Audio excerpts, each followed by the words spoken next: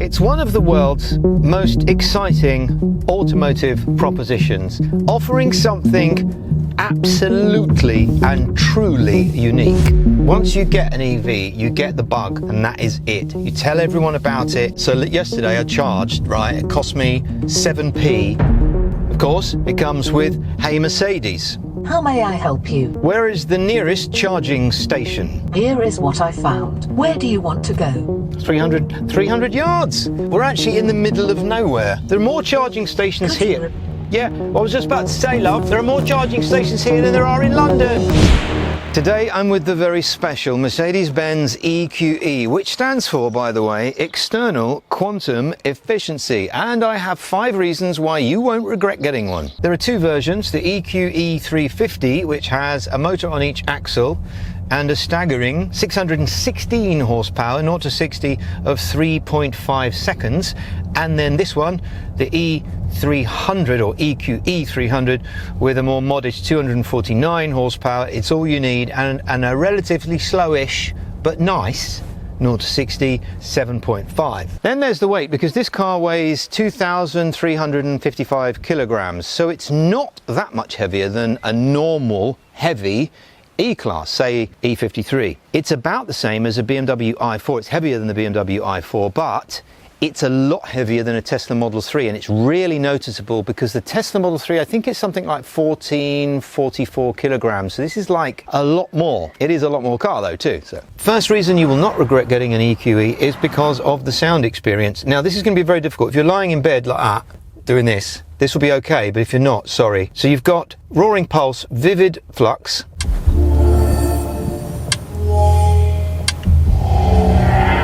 So when you go along, let me show you what happens with roaring pulse, for example. There's no sound, and then listen if you can.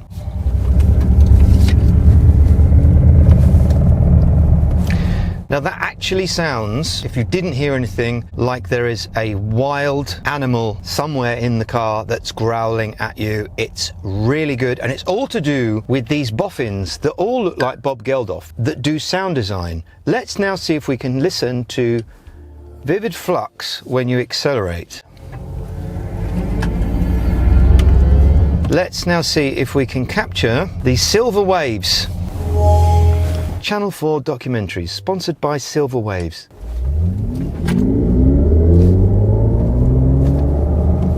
So that sound, again, is like a roar from a really huge engine, but without the vibration.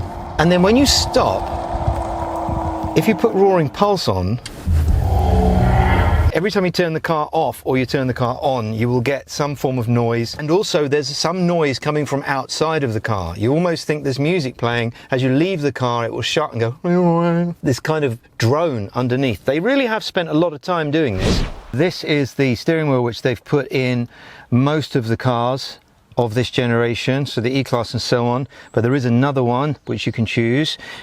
This one is my least favorite. The other one is basically 3 prongs. This one's 1, 2, 3, 4, 5, 6.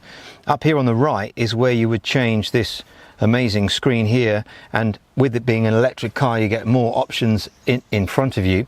Down here's your auto cruise, which is standard in this, and it's very good. Then here you've got your telephone, and then this controls MBUX, beautiful MBUX there. And then here, these handles are actually the control of your regen, so you can have aggressive regen or no regen if you want it to feel more like a car. The lighting is good in here because you have lighting which goes all the way from there all the way along. But it's not just lighting, because when you're parking or there's an obstacle, part of this, so at the moment this is on mauve, this will all go red along here to warn you, as well as the kind of crumple zones that you get with the augmented reality. So I think that's really nice. Then you've got these really interesting handles to open the door with. It's a unique thing, but these are also lit as well. At night, again, it's a disco. Number 2, this is the first car in the world that's been approved for level 3 automation. And level 3 automation means that on its own, it will do roundabouts, traffic lights or stop lights, and other things without you having to do anything. Now, obviously, in Europe, you won't be able to use it because the law says you can't, but you will be able to in Nevada, and that means this has beaten Tesla to being the first car approved. Okay, you're in the arena. Let's go. Speaking of Tesla, instead of that annoying door handle thing, you've got, oh, okay. Well, it locks itself and opens itself, makes a noise, and there's a gap there as well, which is great for the Australian market because then there's no spiders. Killer spiders live under door handles in Australia. Okay, number 3 is usable range. Always on the top left-hand side of this screen. By the way, when you put something into here, you will see your destination first in 3D form, which I think is great. Shall I just quickly show you that? Let me just put this in. She will talk. 1 second. I'll put London in. Look at that. So there's London. What part of that? There's the London Eye. And it's doing a little drone shot of London. If I press let's go, what will happen is it will calculate the routes according to how much charge it needs. And if I've got the Mercedes Me app, it's even more tailored to me and learns. This system learns my routes. It learns where I'm going. You can't even begin to explain how good Mercedes Me is when you've got the app synced up to the car. But anyway, I like that look. So we're doing a 360 of London there. I think that's the, I don't know. I'm pretending I know. Anyway, what I was about to show you was, if you put in here, so let's stop that. Up here on the left-hand side of your map screen at all times is a little EQ symbol. It's a nice hotkey, very much like in the other electric cars. Navigation. Where do you want to go? Parking spaces, charging stations, let's do that. In the vicinity, 0.6 miles EV pod point. So look at how 1, 2, 3, 4, 5. There's 5 stations and there's a little icon there. And that's brilliant. Anyway, usable range. What I've noticed about this car, and is really key, is that the usable range is very accurate. So 320 miles is where I started this morning. I've done, I think, 34 miles to this location, and we've been doing a lot of driving around. The car's been on all morning. Started off with 305, it's now saying 281. So it's giving you a very accurate usable range. Of course, usable range is important. It's not really about how far the car will go between charges. It's about the usable range. For example, I've had a slightly cheaper EV car. It said 100 miles of range on the dash. I did 34 miles and it had used 80 miles of range, and I had to charge, and I wasn't expecting to, because I should have been able to go 34 miles there and back with 100 miles of range. Now, because Mercedes have been making cars for millions of years and they've got so many boffins, I have a feeling that I'm right about this, in that this is going to be as accurate as a Tesla in terms of what it uses. To double check this theory, I travelled from Cirencester to Lock's Heath, a journey of 85 miles starting with 203 miles of range. I also travelled back with plenty of battery to spare. Until now, that kind of efficiency would not be possible in some of the EVs I've tested. I would tell you which ones they are, but that would be about as daft as putting an electric car anywhere near water.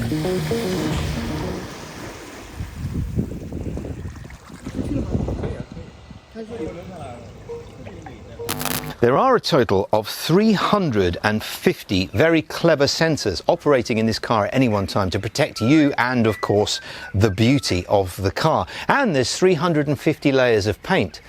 No, there isn't, but there is nanotechnology, which actually began in 2004, where they started putting these little particles in the paint, which made it 30% shinier than every other car and 3 times more resistant to scratches. And one of the 350 sensors designed to protect you and your occupants is this. It's a side impact protection system that works a little bit like a bodyguard. So this seat and you will carefully be shoved towards the center of the car if it detects there's going to be a side impact. Now, Mercedes use the Ionity network, or the BP Pulse network, which they call Me Charge. You have an app on your phone which basically takes over your life. It knows what you have for breakfast, when you need to charge, where you need to charge. There are 500,000 places to charge and 31 countries to do it in. But of course, you will be smart and get a charger at home, and if you're really smart, get a 3-phase charger. This is weird. Some people have said there's no room in the back of this car for tall people. I'm 6'1". What are they talking about? This is an enormous amount of space. I've got a sunroof. There's a sunroof there, plenty of light coming in. There's a luxurious armrest with a double clicky cup holder thing, right? And then I'm looking at these really futuristic seats with the split here by the headrest. Mate, this is a brilliant space in the back here. Number 4 reason is going to be the driving characteristics. Okay, so normal springs, no air suspension unless you go for the more expensive one. Very, very light and expensive steering, but you can make it a lot firmer. The springs are my absolute highlight in this car, as is the noise. The noise that this doesn't make is a massive, massive selling point for me because it's super quiet. If I open this window, you can almost hear a vacuum. That's how much effort they have made. And what's interesting about this car is it's so unique because it's a completely new car from the ground up. So it's not based on anything, not based on an E-Class, not based on anything else. And you think, wow, this is a very special, unique piece of machinery. I'm going to go as far as to say I think this is the best EV for the price you can get. Of course, also worth mentioning when you want to compare prices, jump on Leasing.com, the car leasing comparison site. You just choose your make and model and away you go. You'll get your best prices from there. It's a comparison site, isn't it? That's what it is. And when you look down here, you've got best in stock deals. A lot of that going on at the moment. If you're pulling your hair out thinking, when are we gonna, then these are the ones that are in stock. Look, Peugeot 2008, Nissan Duke. It's not quite an EQE, is it? But it's available now. Come on, I like that feature. Number 5 is the level of technology that you will get in this car compared to anything else. I'm going to say level of technology and luxury for non-EQS money. For example, if you've got a spare 7 grand, you can have this amazing hyperscreen. It's completely unnecessary, but then some people spend more than that on a watch. And let's be honest, your weekly shopping's probably 7 grand now anyway, isn't it? I like the fact that it's simple, but it's also detailed. For example, this is a sort of a flat area of just material, but there is some form of texture to it as well. And then if you look down here, there's bits of expensive Alcantara. I love the way that they've kept these beautiful turbine vents. I just think it's fantastic. And then there's another material here, which is not seen anywhere else. And this could be the simplest thing in the world, but there's a sunroof in here, and it's an electric car. Not many electric cars have sunroofs. And if they do they open very well? Not really very. So technology and the luxuriousness and the options in here really take this to the next level. I am going to do a negative though, and that is the vision through the rear window. I can actually see more rear speaker drivers than I can actually road. There's just a tiny little space. In fact, I'll show you now how much you can see through the rear view mirror. It's not a great deal. But that is, of course, because you've got a beautiful looking machine. And the other thing, of course, is that these door cards are actually quite high, so you sit in the car. It's a slightly higher riding position than a normal car, but you're sitting in something. And for some, without the sunroof, that might be a bit claustrophobic. And just one more thing, the window doesn't go down all the way. And that's probably because it's making room for the 200 airbags that are in the door. But it also means that you can't do the arm out the window thing. Oh, and in case you're wondering, nobody was electrocuted in my hilarious water joke earlier on. And here is me driving it. So that's a risk I took just for you. Few observations. We've got this storage area with the cup holders, which is nicely damped, which you would expect from Mercedes-Benz. And then all the way hidden in there is your wireless charging for your phone. There's 2 USB-Cs in the front. What's funny about Mercedes is they always give you like 100 cables. So is there one for an 80s phone?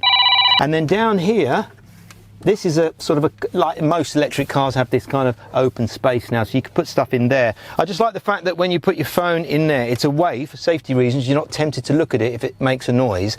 And it's kind of got a texture so it doesn't rattle around. I love how Mercedes cleverly stop you from reversing or driving into things, because the speed upon which this camera makes you look like you're driving is about 10 times the speed of what you're driving. So look, I'm going to go forward now at 2 miles an hour. That is double that. So if you imagine you are reversing into a wall, this makes you slow it right down. I don't know whether they've done that on purpose or if it's kind of like a frame rate thing. You should know about cameras, you're on YouTube. Okay, fair enough. So there you have it. 5 reasons you won't regret getting an EQE. And if you have got to the end of this video, I just want to say thank you very much indeed. I feel very privileged. Until next time.